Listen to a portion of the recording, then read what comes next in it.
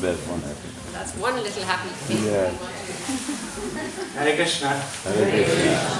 So, Srila Prabhupada had this really unique ability of presenting very complex philosophical tattvas through anecdotal stories. So the skit that we are going to enact, and I'll have a short talk after that to elaborate on that, is based on a story that Srila Prabhupada once shared with the disciples in Calcutta on January 29, 1973. And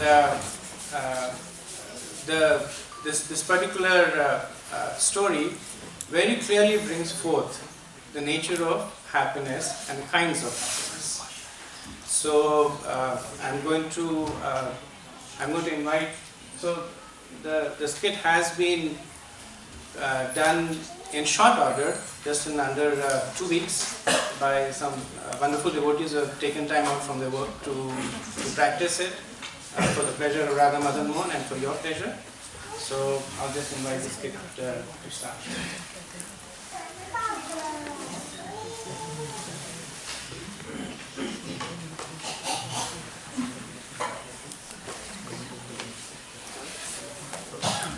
I like that.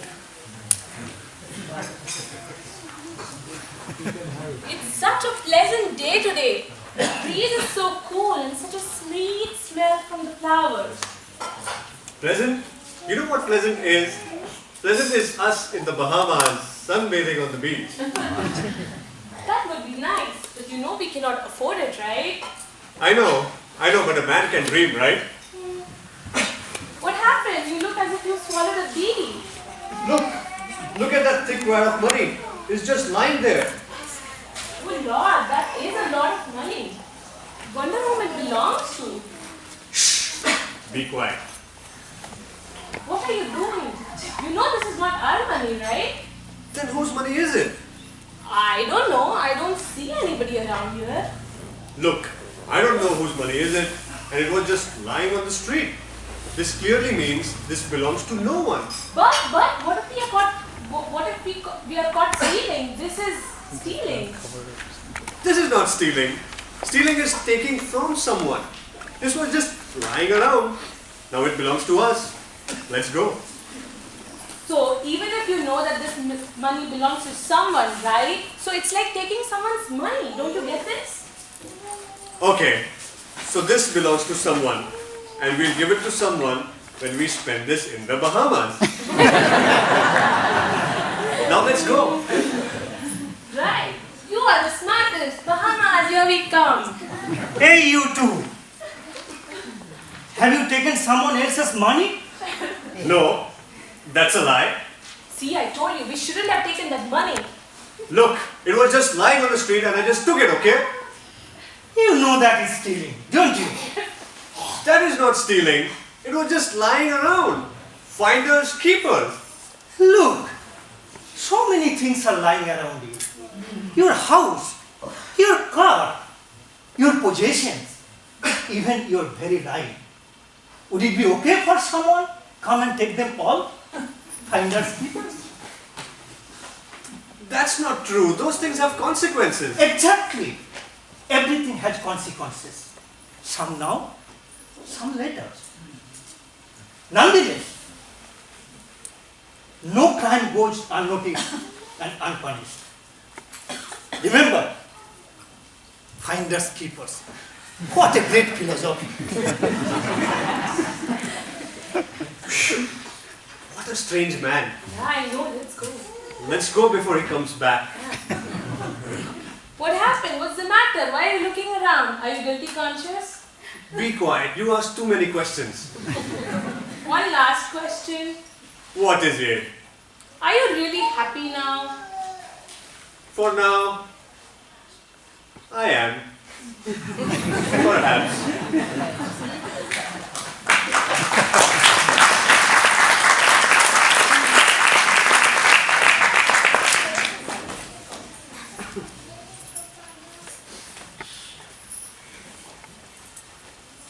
You're so boring. We never do anything fun. Fun? How do you define fun? I have been talking to you for last 3 hours explaining you the concept of evolution of conscious from matter. I rest my case. Why everything needs to be so academic for you? You know why? We are all humans. We are distinguished by our intelligence. Otherwise we are polished animals. Polish. Perhaps it's the time to get some nail polish. Happy magenta? Now what? What happened? You just gave me a heart attack. Forget about your heart attack. Come here. Look. Wow, that's lot of money. Yeah, and it's ours. No, this money is not ours. Please keep it back where you find it from.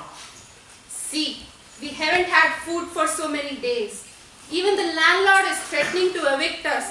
So let's take it. It will solve our problems. Solve our problems? Let me see. This is lot of money to solve our problems. This should be enough, okay? And leave the rest. I don't understand that. Let's take it. We can get by comfortably. Get by comfortably? For how long? For 2 days? For 1 month? And what after that? Besides, this money does not belong to us, so just leave it back. Leave it for another person to come and take it? No way. See, I am not worried about next person's conscience. I am a proud honor of mine. Besides, we have our basics as honesty. And I cannot compromise on my honesty. So just leave this money back. Everyone steals one way or the other. Moreover, this money has no owner. That's not true again. You and I know very well understand this belongs to somebody. It is as good as picking it from somebody's pocket. Please leave it back. Okay, here is to more hunger, pain and suffering. Hey, you two. Have you stolen someone else's money? What? Who are you at first place? And that's a lie. Don't you see we have left the money exactly how we find it? Exactly. I mean, we might have taken, for our dire needs. We are very poor people. But don't you appreciate the fact that we have left the bulk of the money? Appreciate. But for what? The money was not yours to begin with. Moreover,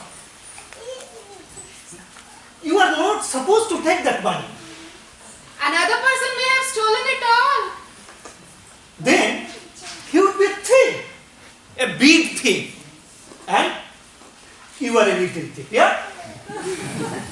But a thief nonetheless. Think about it. You left the money which would have solved our problems. And that weird person called you a little thief. Are you happy? I don't think I'm happy. I'm just confused. But let's go. This money.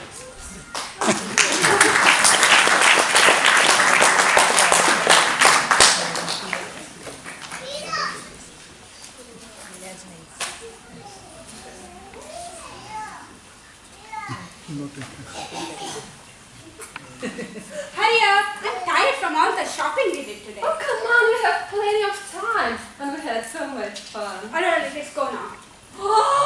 What now? Look at that. Wow. That's a lot of money. Wonder who it belongs to. I don't see anybody here.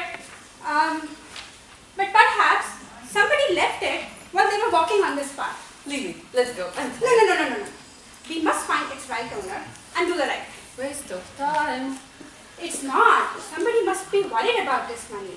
Let's find that person. Anyone here missing a huge sum of money? Hey, two of you!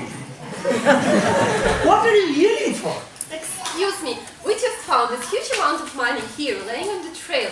Maybe that is belonging to you. Oh, no, not to me. But I am sure it belongs to my master. Oh, great. Could you please take this and give it to your master? You know, my master is a very wealthy person. It looks like he doesn't need this money anymore. So, looks you can use it. Please keep it. That is so generous of him. It is, definitely.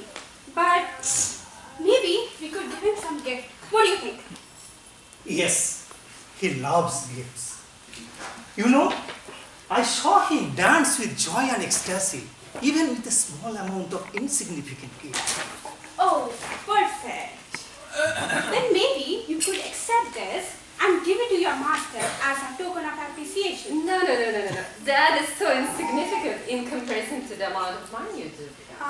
Yeah, it is. No. But maybe. I said it. It doesn't matter. Although my master is very wealthy, he always loves gifts. Thank you very much for this nice gesture. Thank you Thank so you much. again. That was amazing. Listen. I feel so strange. I feel different. I feel... What you feel is real happiness. Happiness of the right conscience. Now let's go and put this money to the right place. Let's go.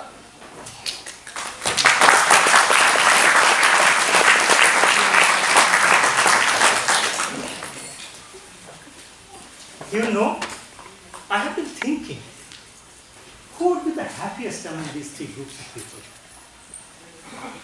The first couple who took all the money and had a good time in the Bahamas.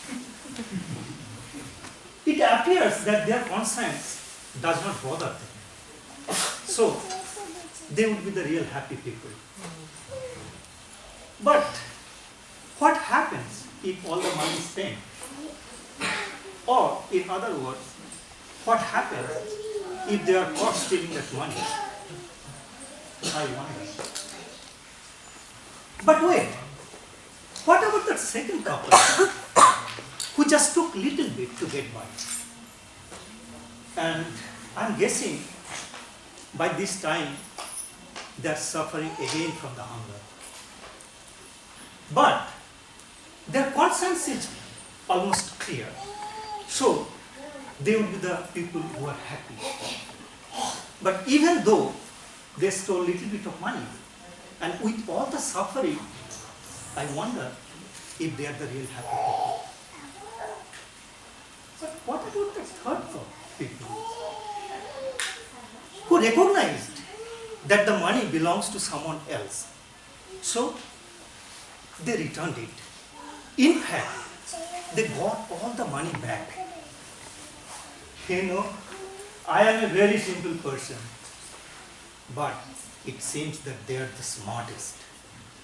Not only they are using the whole money with completely clear conscience, they have made a very new friend, a very, very wealthy friend.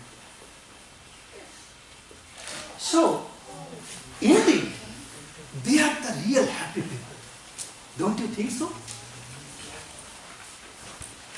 I wonder, something so simple, why eludes so many of us? Let's take this lesson to home today as thoughts for as food for our thoughts. Thank you.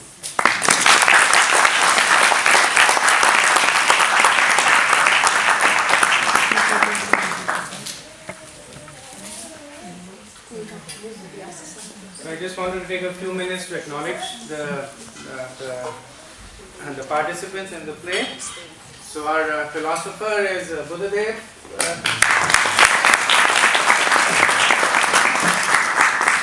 The couple from Bahamas.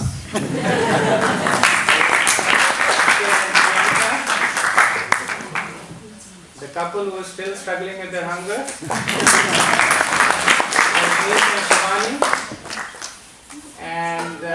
And the group that's trying to figure out how to spend all the money they've got. That's Ruchi and Irina.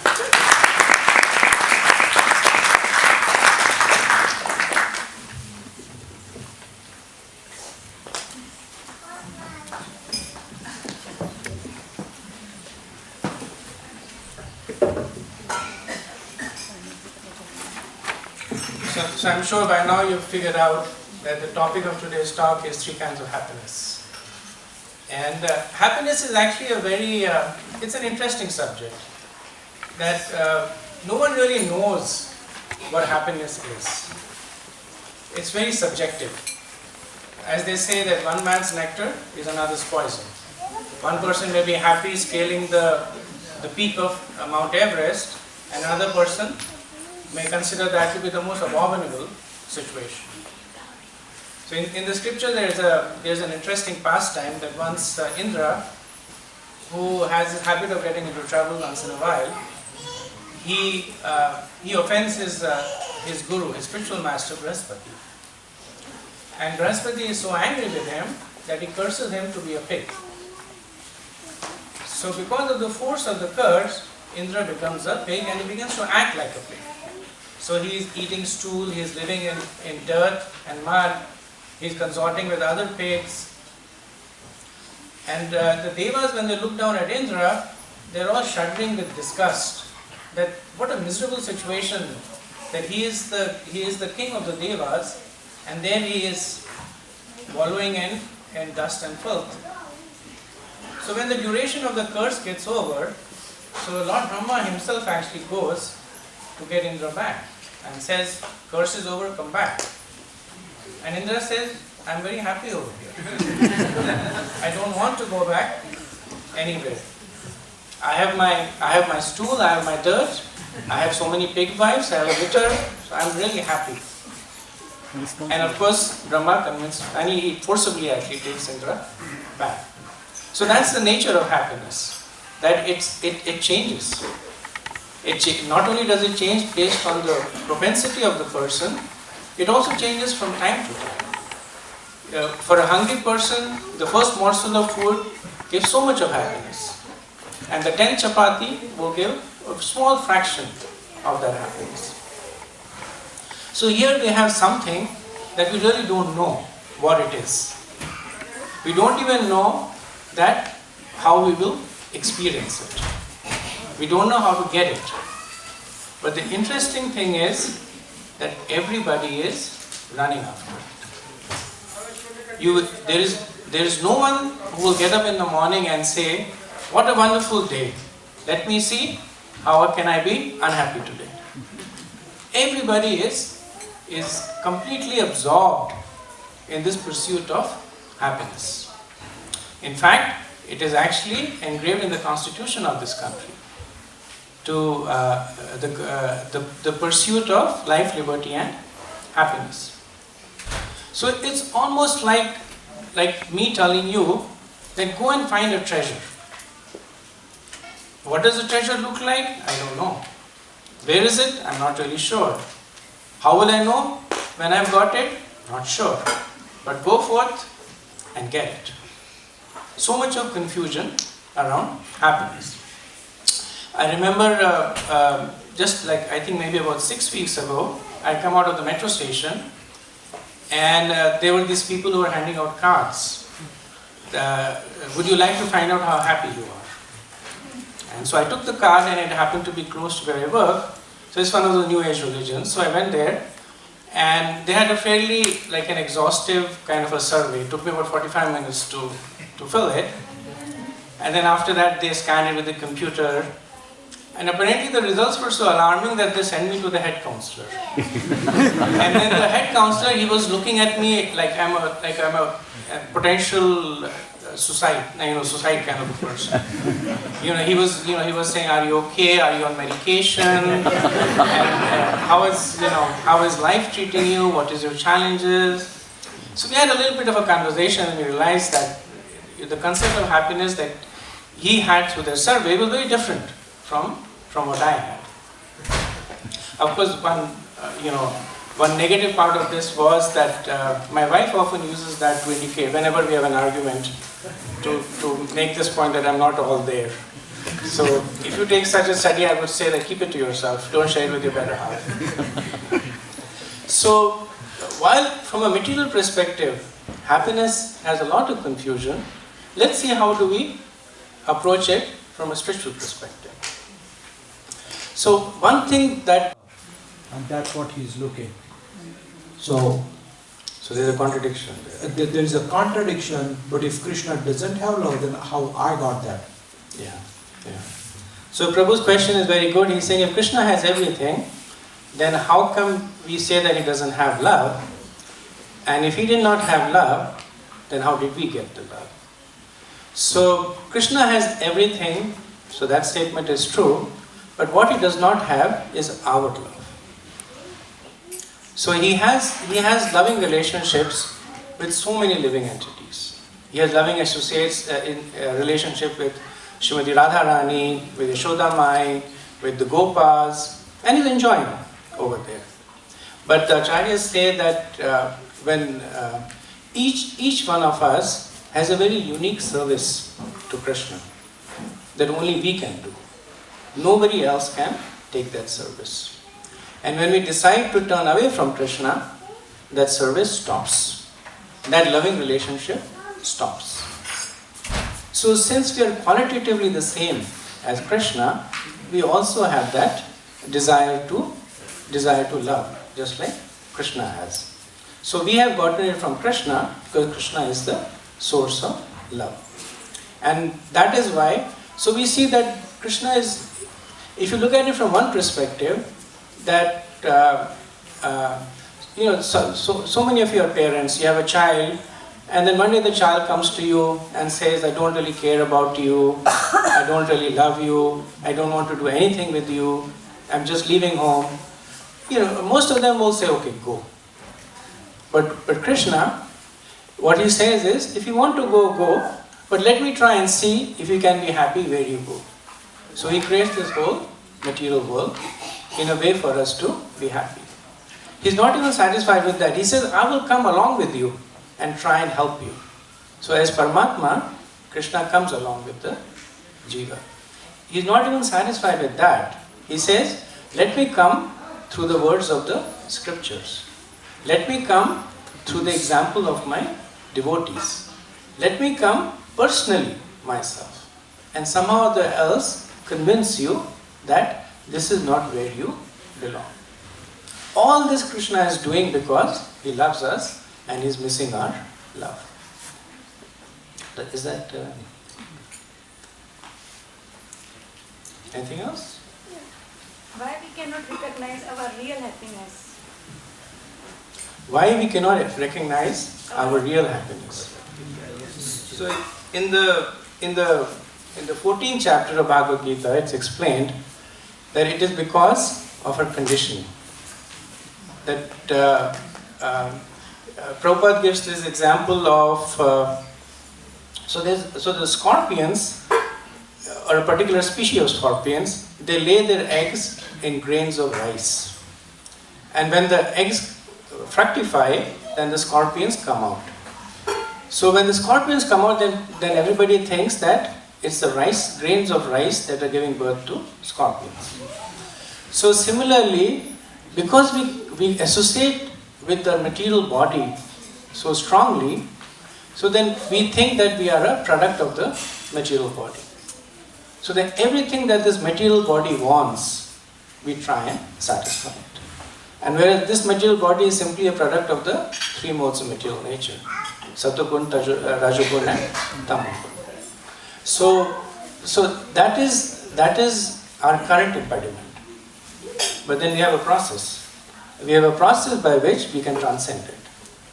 By taking shelter of the scriptures, by following the instructions of the sadhu, and by, like Srila Prabhupada said, by following the simple process of bhakti, of simply chanting and serving devotees.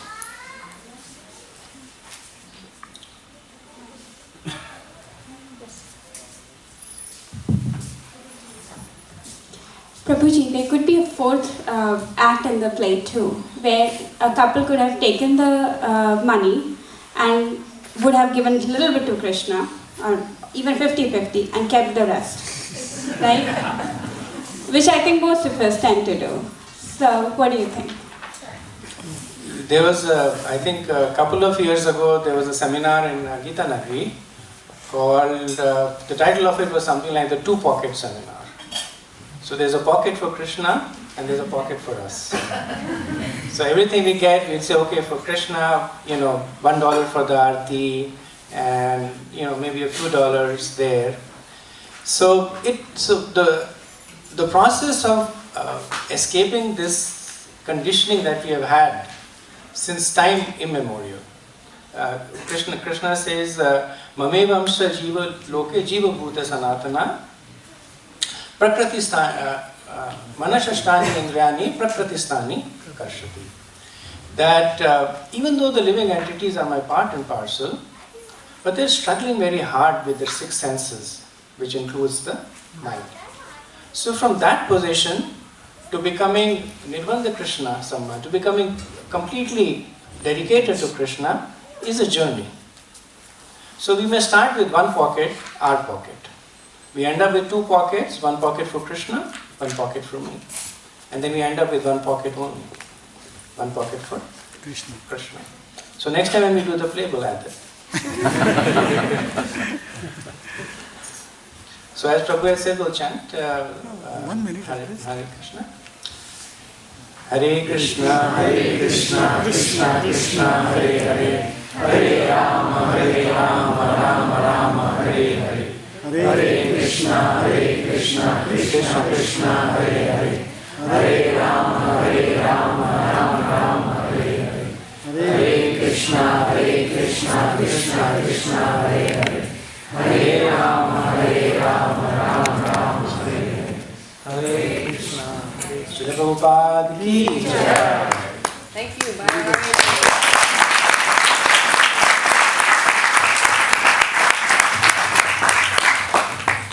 A wonderful class. We just have a few announcements if everybody can hold on. Actually, if you do feel at times during the week that have a sense of unhappiness about you, or you're feeling unhappy, it's just a really simple, good exercise to just pause and remember that you have Krishna in your life. We have Krishna no matter what happens, and that is our source of happiness. And just by stopping and connecting, that can help you move through whatever situation is difficult at that moment. Okay, next week we will have Rajbi Hari Prabhu is going to be giving class, and then following that we're going to have Gauravani Prabhu, who's going to be talking about chanting and how kirtan, and that as a source of happiness. And the final week of this month we'll have a special visit by His Holiness Radhanath Swami, and he'll be speaking about the Gita and happiness. So you can look forward to many, many classes on this topic and explore the topic yourself during the week. Look up the index of the Bhagavatam or the Gita and look up happiness and see what it says. The idea is that you take this class and you take it and you begin to ask more questions, explore the scriptures, discuss amongst yourselves, ask your co-workers, so what makes you happy? And begin to promote good conversation. Because actually the theme for our Christmas, for the end of the year marathon for the Gita, is going to be, this year is going to be called Promoting Good Conversation, because that conversation between Arjuna and Krishna is the conversation of conversations, but we would like to help promote good conversation to get people thinking about really and truly and deeply what is true happiness and peace. So good things to look forward to. Next week is the last week of Kartik, this very, very amazing month, which is saturated with Krishna's mercy. And the last 5 days are Bhishma Panchika. Starts on Wednesday, it's Ekadasi, Wednesday, Thursday, Friday, Saturday, Sunday is the very last day. These days, if you've done nothing else for the whole month, if you do something on these days for Krishna, offer a lamp, do something extra, offer some special prayers, they are, in Kartik everything is multiplied by 1,000 times. On Bhishma Panchika it's 1,000 times, 1,000 times. Very, very auspicious. Some people fast from grains for 5 days, some people fast from sweets, like that. So ask Krishna, go before Madan Mohan, ask him, what can I do for you for the last 5 days of Kartik? And do it, and nourish yourself spiritually like that. On the final day, the Sunday, which is next Sunday, we have the Tulsi Vivaha, the wedding of Tulsi Devi and Shalagram, Sheila. So that will be at 10:30 in the morning instead of the Bhakti Shastri class. We'll start that program, which will bring us up to a nice kirtan at 12:30, and then the regular Sunday talk. So that's next Sunday. The talk is on happiness and habits. And next Sunday that will be with Braj Bihari Prabhu. Okay?